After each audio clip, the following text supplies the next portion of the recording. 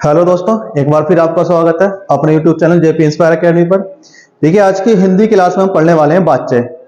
इसमें हम जानेंगे कि बाच्चे के भेद कितने होते हैं और कौन सा बाच्चे कैसे पहचाना जाएगा। तो आइए देखते हैं। और ये जो क्लास रहेगी आपकी यूपी पुलिस और एसएससी जीडी के लिए, स्पेशली जो क्लास पढ़ाई जा रही है आपके लिए ये यूपी पुलिस और एसएससी जीडी के लिए। इसमें आपकी क्लास है बाच्चे। पढ़ेंगे आज हम बाच्चे के भेद। जैसे सबसे पहले पढ़ेंगे हम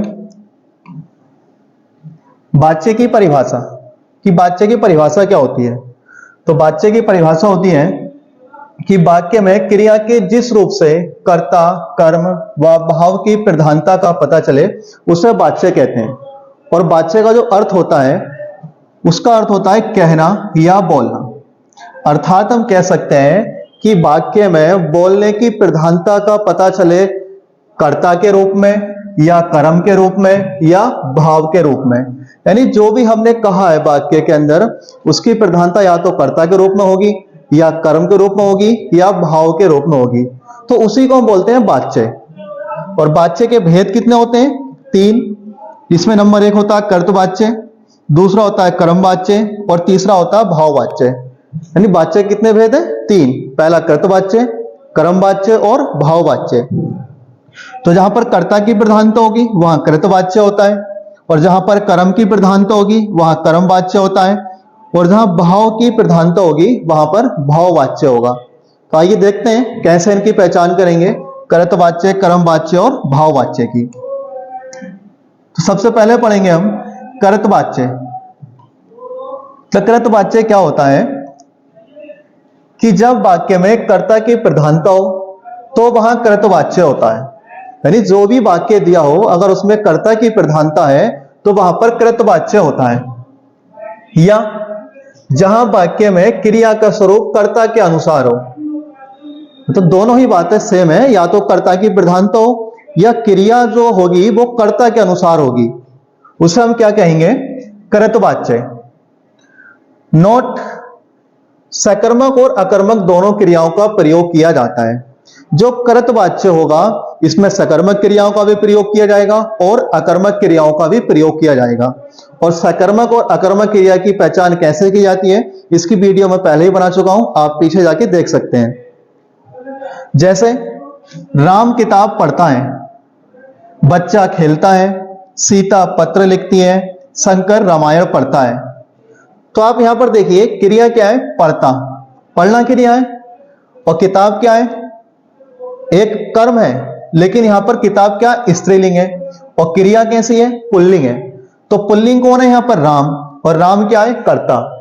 तो यहां पर जो क्रिया का स्वरूप है वो कर्ता के अनुसार है, और जब कर्ता के अनुसार है तो कैसा वाच्य है? कर्तवाच्य। जैसे बच्चा खेलता है, तो खेलता कौन है? बच्चा, क्योंकि खेलना एक पुल्लिंग शब्द है और बच्चा क्या है? पुल्लिंग शब्द है। तो जो क्रिया का स्वरूप है वो कर्ता के अनुसार है। जैसे सीता पत्र लिखती है, तो क्रिया कैसी है? स्त्रीलिंग। लिखती क्या है? स्त्रीलिंग, और पत्र क्या है? पुल्लिंग। तो लिखती कौन है? सीता। तो जो क्रिया वो स्त्रीलिंग है वो किसके अनुसार है? सीता के अनुसार। और यहां पर जो वाक्य में सीता है वो क्या है? स्त्रीलिंग है। इसलिए यहां पर मैंने लिखा है कि क्रिया का स्वरूप जो है वो कर्ता के अनुसार हो। तो जहां पर क्रिया का स्वरूप कर्ता के अनुसार हो वहां पर कर्तवाच्य होता है। तो यहां पर भी क्या है? कर्तवाच्य। शंकर रामायण पढ़ता है, पढ़ता कौन है? शंकर। तो यहां पर सारे के सारे वाक्यों में क्या है? क्रिया का स्वरूप कर्ता के अनुसार है, और जहां पर क्रिया का स्वरूप कर्ता के अनुसार होगा वहां पर कर्तवाच्य होगा। नंबर 2 है कर्मवाच्य। तो कर्मवाच्य की पहचान क्या है? कि जब वाक्य में कर्म की प्रधानता हो। किसकी प्रधानता हो? कर्म की। जैसे आपने देखा तो कर्तवाच्य में क्या था? कर्ता की प्रधानता थी, और यहां पर किसकी प्रधानता होगी? कर्म की। अर्थात क्रिया का स्वरूप कर्म के अनुसार हो। वहां पर जो क्रिया का स्वरूप था वो कर्ता के अनुसार था, और यहां पर क्रिया का स्वरूप जो होगा वो कर्म के अनुसार होगा। तो जहां कर्ता के अनुसार है वहां कर्तवाच्य, और जहां कर्म के अनुसार है वहां कर्मवाच्य। तो वहां पर कौन सा वाच्य होगा? कर्मवाच्य। नोट, इसमें केवल सकर्मक क्रिया का प्रयोग किया जाता है। यह बहुत ही ज्यादा महत्वपूर्ण पॉइंट है और यह पूछा जाता है। कृत वाच्य में कौन सी क्रियाओं का प्रयोग किया जाएगा? सकर्मक और अकर्मक दोनों क्रियाओं का प्रयोग किया जाएगा। लेकिन जो कर्म वाच्य होगा इसमें एक सकर्मक क्रिया का ही प्रयोग किया जाता है। पहचान क्या है? इसमें वाक्य में क्या होगा? द्वारा या के द्वारा शब्द कर्ता के साथ जुड़े होते हैं। अगर आपको कर्म वाच्य की पहचान करनी है तो कर्ता के बाद में या तो द्वारा शब्द जुड़ा होगा या फिर के द्वारा पद जुड़ा होगा। जैसे सीता के द्वारा गीत गाया गया, तो गीत गाया गया किसके द्वारा? सीता के द्वारा, तो के द्वारा शब्द आ गया। कोहली के द्वारा मैच खेला गया, के द्वारा शब्द आ गया। उसके द्वारा पुस्तक पढ़ी गई, तो पुस्तक क्या है? स्त्रीलिंग, और पढ़ी गई क्रिया कैसी है? स्त्रीलिंग। तो यहां पर क्रिया का स्वरूप भी किसके अनुसार है? पुस्तक के अनुसार। और द्वारा शब्द भी मिल गया।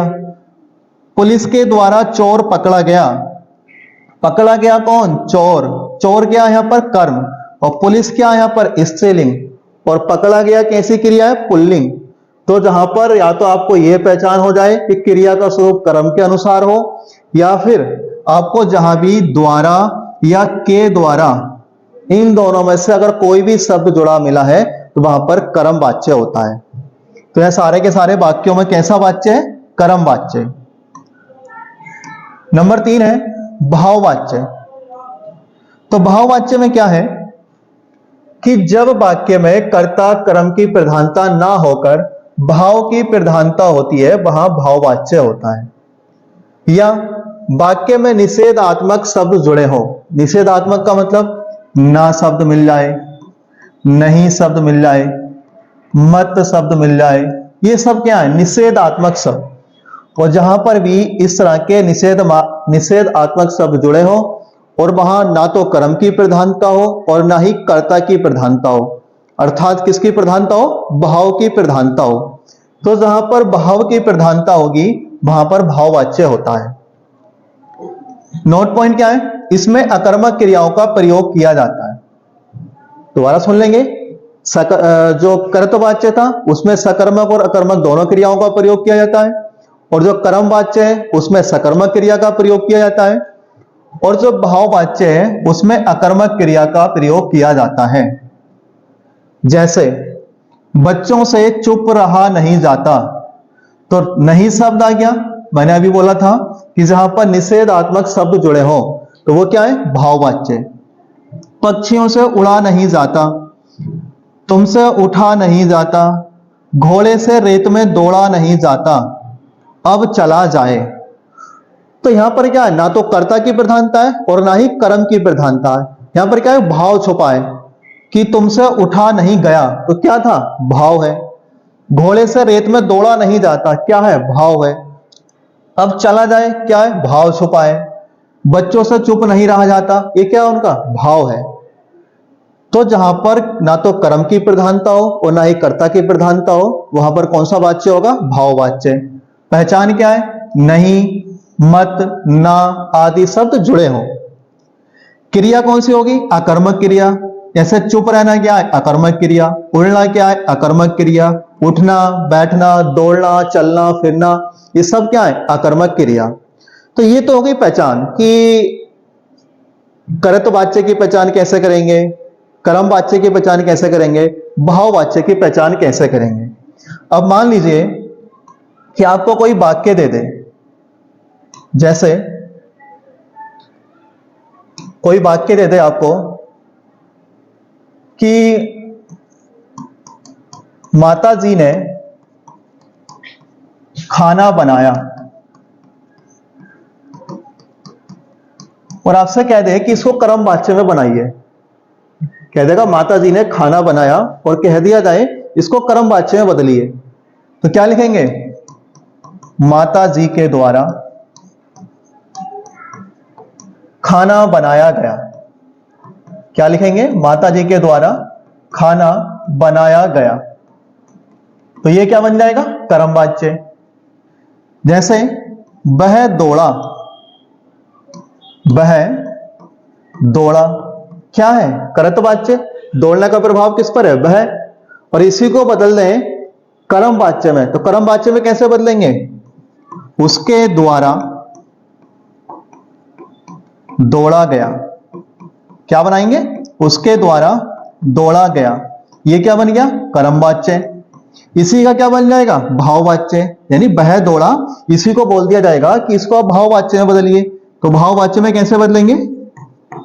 उससे दौड़ा नहीं जाता। क्या बनाएंगे? उससे दौड़ा नहीं जाता। यह बन जाएगा आपका भाववाच्य। तो इसी तरह से क्या है, आपको एक वाक्य दे दिया जाएगा और बोल दिया जाएगा इसको कर्मवाच्य में बदलिए या भाववाच्य में बदलिए। तो आपको इसी तरह क्या है, आपको चेंज भी करना आना चाहिए। तो उम्मीद करते हैं समझ में आ गया होगा कि वाच्य कैसे पहचानते हैं और वाच्य को कैसे परिवर्तित करना है, वाच्य के कितने भेद होते हैं। तो वीडियो अच्छी लगी हो तो चैनल को सब्सक्राइब करिए। मिलते हैं अगली वीडियो में। धन्यवाद।